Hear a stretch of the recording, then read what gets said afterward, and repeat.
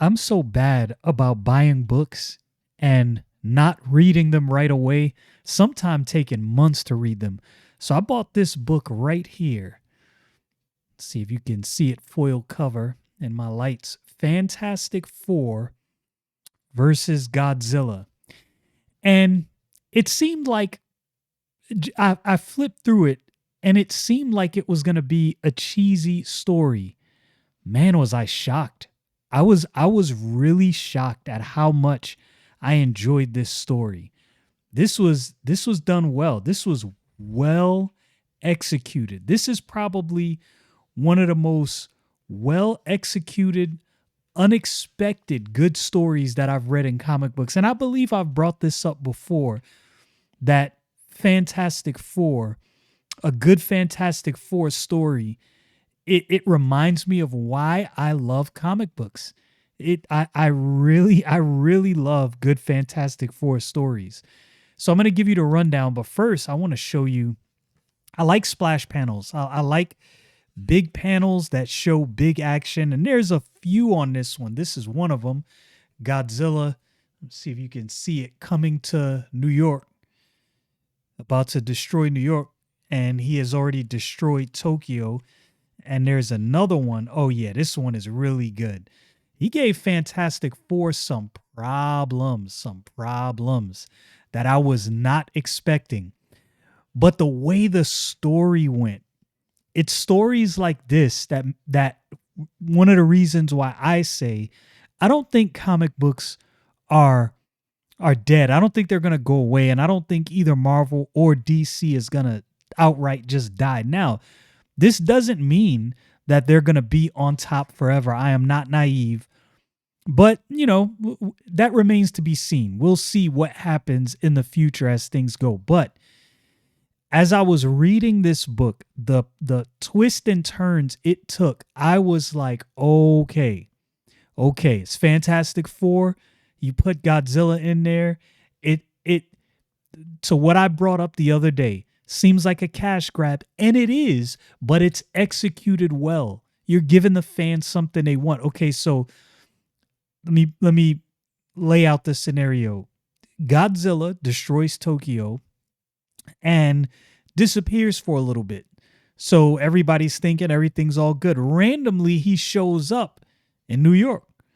So the Fantastic Four is like, we don't know why he showed up. We don't know what's going on, but we cannot let him do what he did to Tokyo. And they put quite a thrashing on Godzilla. But he's still, he's Godzilla. He gets back up. So Reed concocts a plan.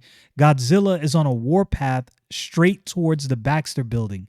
So he says, here's what we're going to do. We're going to route all the power of New York to the Baxter building, and we're pretty much going to shock Godzilla, knock him out with all this power.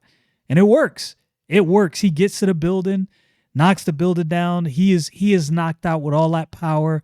The Fantastic Four survive. And the one thing I liked about this is Reed tried to do this alone. It was a suicide mission, and he was like, look, I'm not going to let you guys go out with me. I'm going to do this, but I won't survive.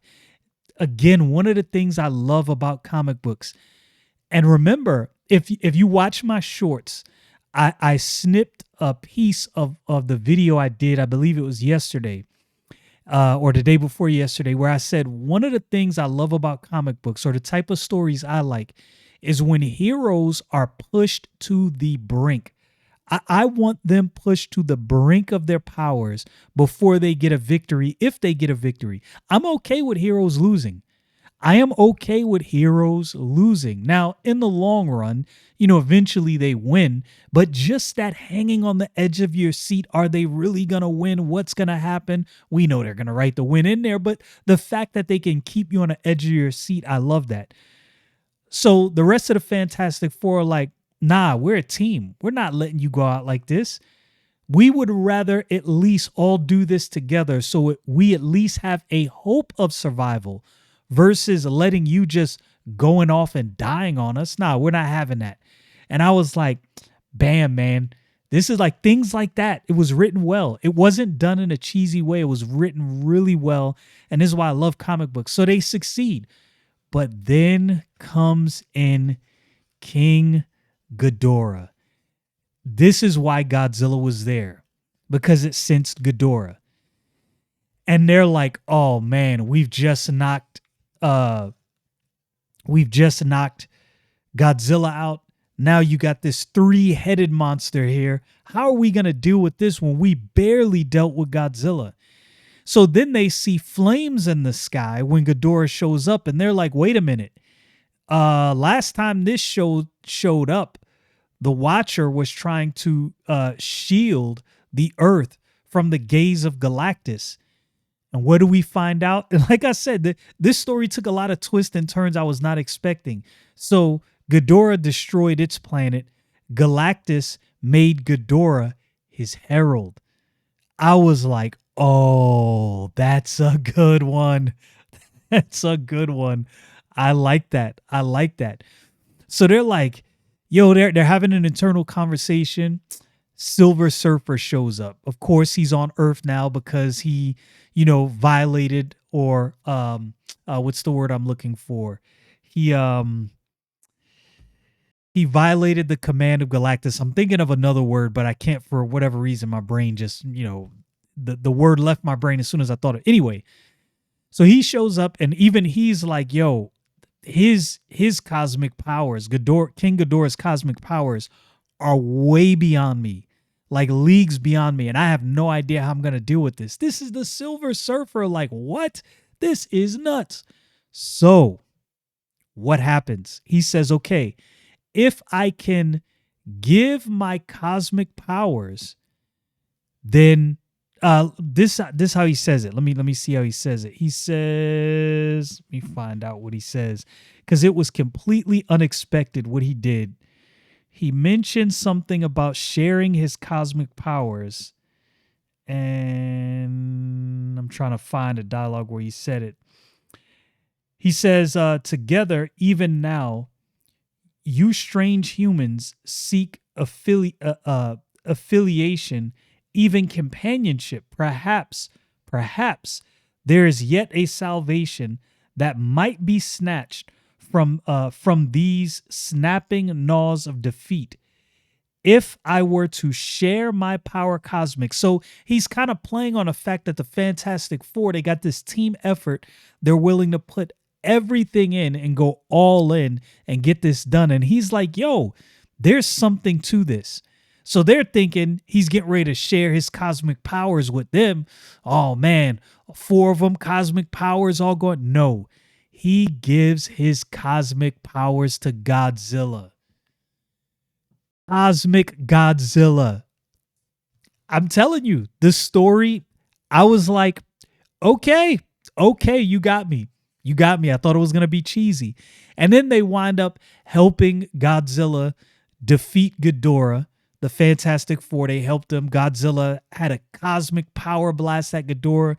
It's a great book. The way this was done was great. So when the story ends, it kind of ends on a cliffhanger, and Reed is kind of talking about the fact that, yo, at some point, Galactus is going to want his get back. And at some point, he's going to have to face Godzilla. And also, and the Silver Surfer did not know if Godzilla was going to do this. He was like, yo, I don't know. I'm going to trust Godzilla. Godzilla willingly gave up the power cosmic back to Silver Surfer when he was done defeating Ghidorah. So it's like, yo, and you know what's funny? In all of the movies I've seen about Godzilla, even the Japanese movies about Godzilla, people always misunderstand his motives. That's a common theme in Godzilla movies, and I kind of like that. I like that common theme. But this book right here, it was done well. It was done well, and I love this foil cover. This foil cover is kind of fire. I think it was dope. Look, I like one shots like this when it's done really well with a good story. And there's other books that I didn't buy. There's like Godzilla versus Spider-Man and versus Hulk. They have a couple of them. And I might actually pick up all of them now after reading this one. This was an unexpected delight of a story. And if you're on the fence and you don't know if you want to pick this up, I'm telling you, if you're a fan of Fantastic Four, you are going to love this story right here.